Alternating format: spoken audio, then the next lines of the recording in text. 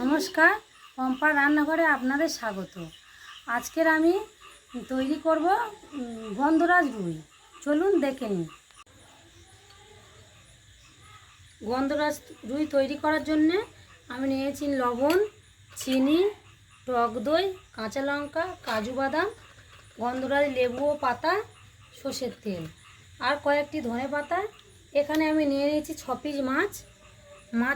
6 piece মাছের জন্য আমি এখানে একটা লেবু কেটে নেব। আপনারা কিন্তু গন্ধরাজ লেবু নেবেন। গন্ধরাজ লেবু না হলে তো গন্ধরাজ রুইটা হবে না।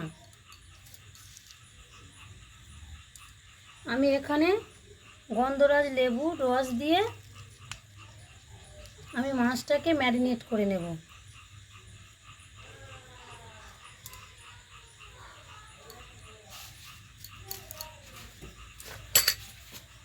এই খোসাগুলো আমি কিন্তু ফেলে দেব না, এই খোসাগুলো আমার কাজে লাগবে, তাই আমি রেখে দিলাম।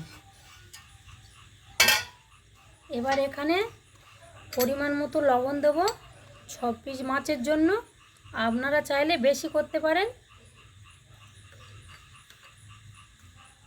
লবণ দিয়ে আমি মাখিয়ে নেব।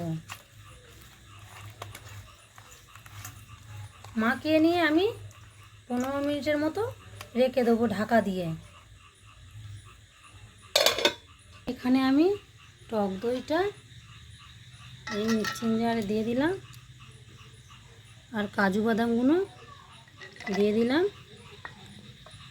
কাঁচা লঙ্কা দিয়ে দিলাম। আমি এগুলো পেস্ট করে নিয়ে আসবো। পেস্ট হয়ে গেছে, দেখ কত সুন্দর পেস্ট হয়ে গেছে। 10 মিনিট পরে এসছি। লবণ আর গন্ধরাজ লেবু মাখিয়ে রেখেছিলাম। এবার আমি কড়ার মধ্যে দেব। কড়াটা বসিয়ে নিলাম, ওর মধ্যে আমি তেল দিয়ে দেবো। দেখুন, তেলের পরিমাণটা একটু বেশি দেবেন। একটু লবণ দিয়ে দিলাম। মাছটা না বসে যায়, আপনারা একটু তেলের মধ্যে লবণ দেবেন, মাছটা বসবে না কড়ার মধ্যে।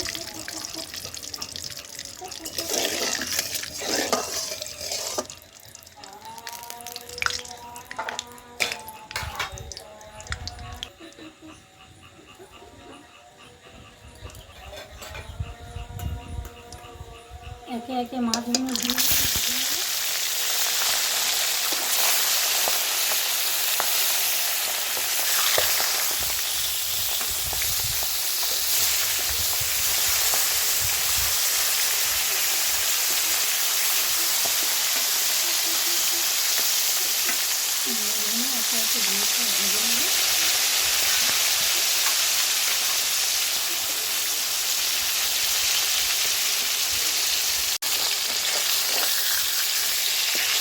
এইভাবে উল্টো পাল্টে ভেজে নেবেন। দেখুন,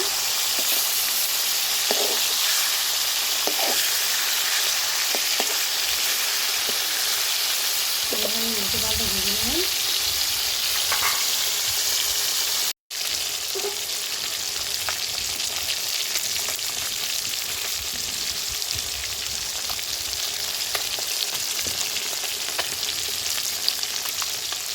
মাছগুলো ভেজে নিয়েছি, দেখুন লাল করে। মাছটা লাগাবো না। ওর মধ্যে দিয়ে দিলাম টক দই আর কাজু বাদাম পেস্টটা। একটু ধুয়ে জল দেবো।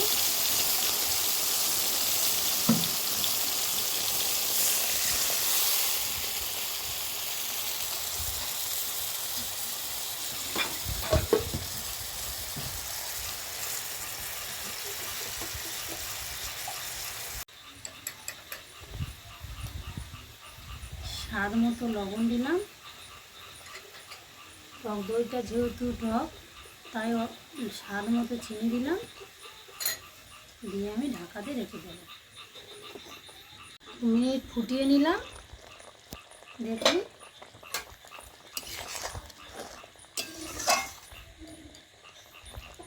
এবারে এখানে আমি কয়েকটি খোসা দিয়ে দেব আর কয়েকটি পাতা দিয়ে দেব।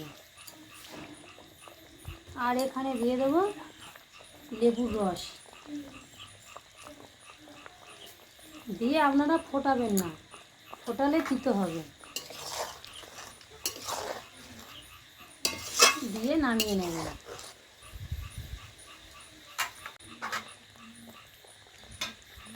নামানোর আগে আমি ধনেপাতাটা এর সঙ্গে অ্যাড করে দিলাম।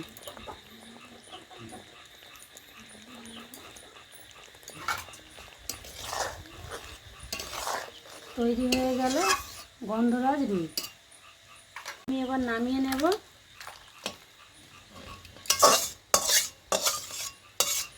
দেখুন বন্ধুরা কত সুন্দর কালার এসছে।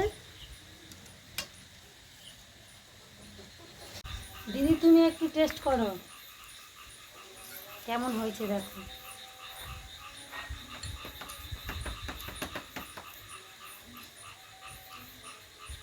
খুব সুন্দর হয়েছে। গন্ধরাজ রুই রেসিপিটা আপনাদের ভালো লাগলে ভিডিওটি লাইক কমেন্ট শেয়ার সাবস্ক্রাইব করে দেবেন।